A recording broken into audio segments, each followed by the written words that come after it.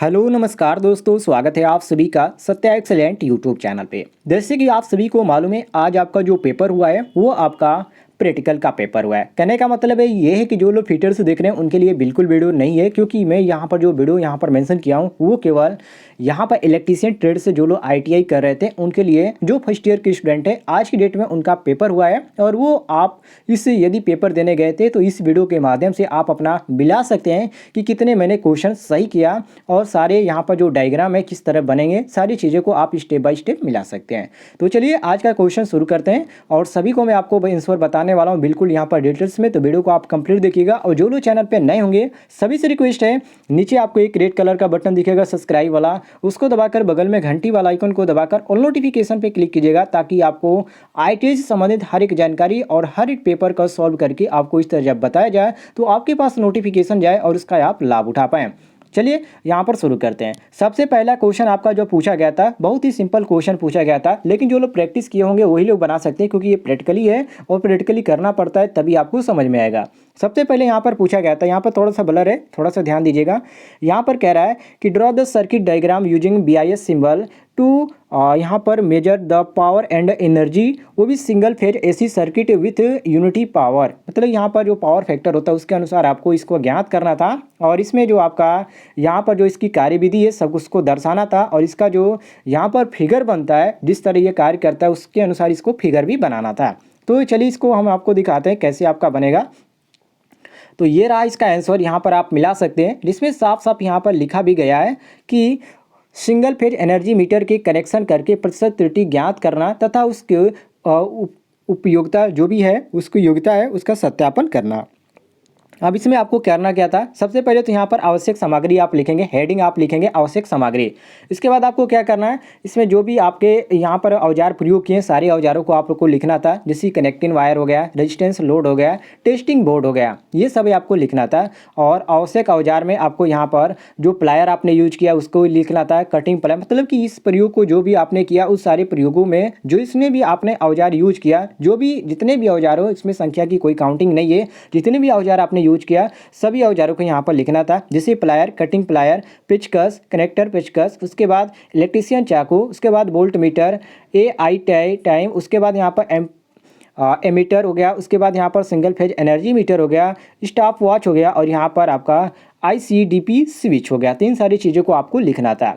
इसके बाद यहाँ पर आते हैं इसके सिद्धांत पे। सिद्धांत पे आपको क्या लिखना था, AC रेजिस्टेंस सर्किट में पावर फैक्टर इकाई होता है, ये सबसे पहले लिखना था। उसके बाद इसलिए वास्तविक एनर्जी किलोवाट घंटा, जबकि जो वोल्ट होता है उसको वोल्ट मीटर से रीडिंग करते हैं। ये सभी चीज़ें आपको लिखना था। सूत्र भी आपने लिख दिया होगा तो कोई दिक्कत नहीं है, अच्छा अंक मिलेगा। इसके बाद यहाँ पर आपको इसका फिगर बनाना था। अब फिगर यहाँ पर सभी लोग मिला लीजिए, कुछ लोग कहेंगे कि हम अलग फिगर बनाए थे, कुछ लोग कहेंगे कि अलग फिगर बनाएंगे, लेकिन जो इसका सही और असलियत में यही आपका फिगर होता है, इसमें आपको कोई भी दिक्कत नहीं है। जितने भी लोग ऐसे फिगर बनाए होंगे बिल्कुल उनका करेक्ट है, कोई भी दिक्कत नहीं है। तो सभी लोग मिला लीजिएगा, और यदि आपने अलग बनाया होगा तो कमेंट में जरूर बताइएगा। हो सकता है आपका थोड़ा सा पेपर ही अलग हो, लेकिन आप कमेंट में जरूर बताइएगा यदि आपका इस यही पेपर था तो।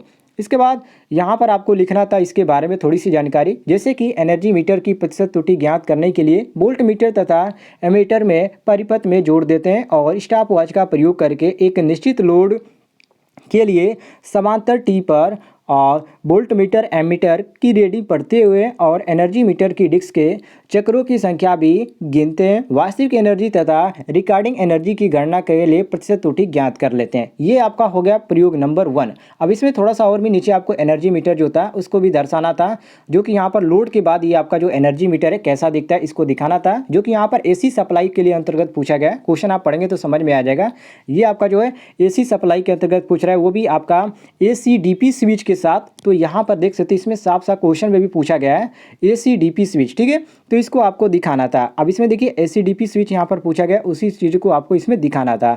तो यहाँ पर आपका ACDP स्विच लगा गया है, जैसे कि यहाँ पर आप पढ़ सकते हैं, यहाँ पर आपका स्विच का प्रयोग किया गया और AC सप्लाई भी इसमें प्रदान की जा रही है। तो इस तरह आपको यहाँ पर फिगर इसको बनाना था। बाकी इसके बारे में थोड़ी सी सावधानियां आपको लिखनी थी, जैसे कि यहाँ पर आप पढ़ सकते हैं, यहाँ पर साफ साफ लिखा भी गया है कि सभी जोड़े जो होने चाहिए कसे होने चाहिए, मतलब कि जितने भी इसमें ज्वाइंट है सभी ज्वाइंट जो होने चाहिए बिल्कुल आपका कसे होने चाहिए, थोड़ा भी ढीला ढाला नहीं होना चाहिए। यदि ढीला ढाला होता है तो स्पार्किंग होगी, तो जितने भी आपने उपकरण यूज किया है सभी उपकरण नष्ट हो जाएगा। बाकी दूसरे में यहाँ पर बात करते हैं तो सावधानियां में दूसरे नंबर पर आपको लिखना था वोल्ट मीटर पैरेलल तथा एनर्जी मीटर में जोड़ना चाहिए। उसके बाद एनर्जी मीटर की ऊर्ध्वाधर सटना चाहिए। उसके बाद मीटर के डिस्क चक्रों की संख्या सावधानी से गिननी चाहिए। उसके बाद अगर मीटरों की शून्यांक त्रुटि हो जाए तो दूर कर लेनी चाहिए। तो ये सारी चीज़ें आपको लिखना था, यहाँ पर आप देख सकते हैं। इसके बाद यहाँ पर ये आपका हो गया पहला। अब यहाँ पर दूसरा आप देख लीजिए, दूसरा मैंने कवर किया है, ये आपका रहा दूसरा, जिसमें यहाँ पर साफ साफ आपको लिखना था draw the schematic connection diagram using BIS symbol and test we tube light feeding parallel. वो भी आपको पैरेलल में, सीरीज में नहीं था, पैरेलल में था। उसके बाद यहाँ पर इसका सिद्धांत लिखना था। उसके बाद यहाँ पर आपको वर्किंग जो इसका कार्य है वो आपको दिखाना था। तो चलिए मैं आपको यहाँ पर आपको दिखाता हूँ, बिल्कुल यहाँ पर कन्फर्म है और इस तरह आप बनाए होंगे तो बिल्कुल आपका सही होगा।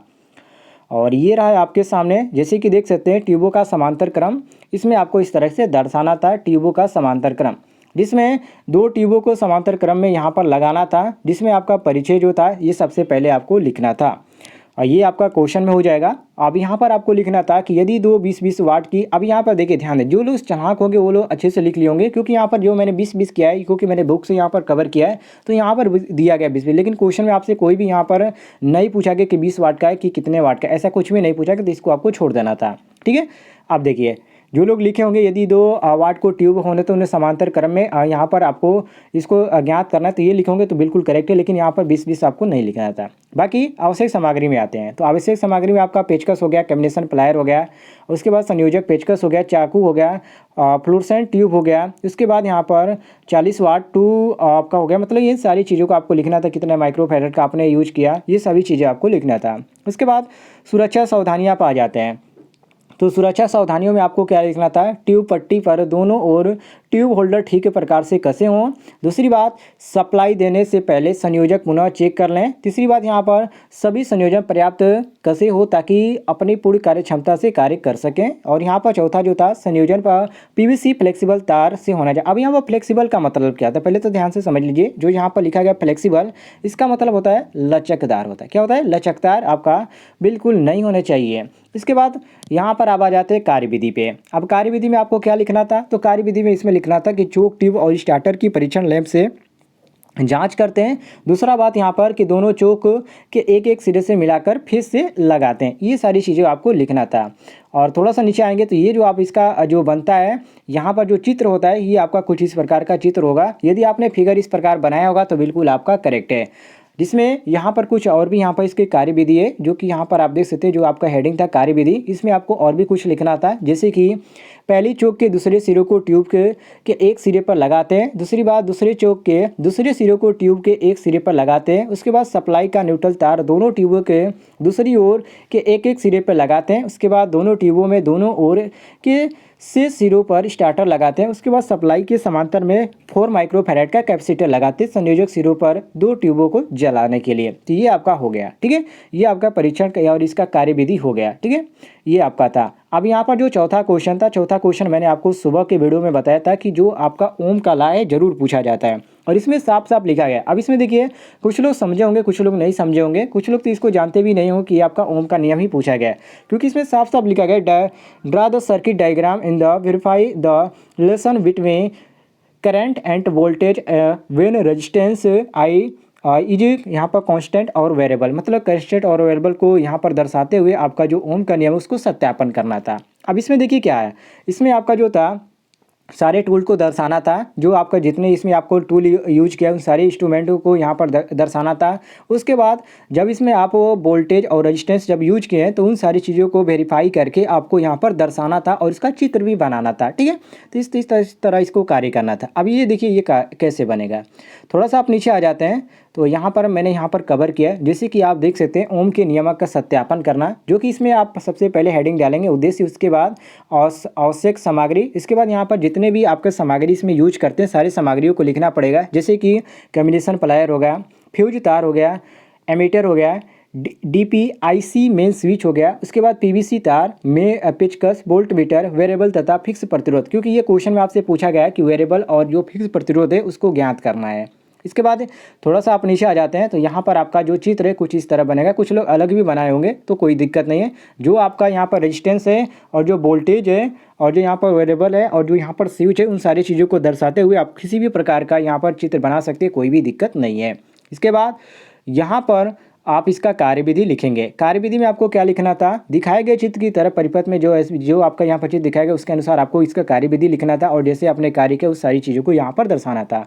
जैसे कि स्थिर प्रतिरोध की धारा के अनुसार परिवर्तित प्रतिरोध में रखते हुए वोल्टमीटर तथा एमीटर की रीडिंग ज्ञात करें। तीसरी बात, फिक्स प्रतिरोध का मान R बराबर V अपान R जो कि ओम में ज्ञात किया जाता है और वेरिएबल प्रतिरोध को अनेक परिस्थितियों में बढ़ाकर 1 घंटा कर वोल्टमीटर तथा एमीटर की रीडिंग ज्ञात करते हैं। मतलब इस सारी चीज़ों को आपको दर्शाते हुए यहाँ पर आपका जो प्रैक्टिकल था आज का पूरा हो गया। मतलब यहाँ पर 3 क्वेश्चन पूछे गए थे और 3 जो क्वेश्चन थे काफ़ी ईजी क्वेश्चन थे। यदि आपने इस तरह के क्वेश्चन किए होंगे तो बिल्कुल आसान था। यदि आपने कुछ अलग किया है तो कमेंट में जरूर बताइएगा और यदि आपका पेपर अलग होगा तो भी आप कमेंट में बताइएगा। फिलहाल दोस्तों, यदि आप इलेक्ट्रीशियन थ्योरी की तैयारी करना चाहते हैं तो कमेंट में जरूर बताइएगा, आपको फर्स्ट ईयर की तैयारी भी करा दी जाएगी। फिलहाल दोस्तों मिलते हैं नेक्स्ट वीडियो में, तब तक के लिए जय हिंद, वंदे मातरम।